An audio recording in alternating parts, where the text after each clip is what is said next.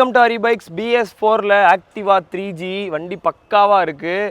வண்டி பார்த்தீங்கன்னா உங்களுக்கு 2019 ஒரே ஓனர் டிஜிட்டல் அனலாக் மீட்டரோட வந்துடும். 5G மாடல் ஃபுல் எக்ஸ்ட்ரா ஃபிட்டிங்ஸோட ஒரிஜினல் பெயிண்டில் ப்ளூ கலரில் வண்டி எந்த குறையும் இல்லை. வீடியோ க்ளோஸ்அப்பில் காட்டுங்க, அவ்வளோ சூப்பராக இருக்குது வண்டி.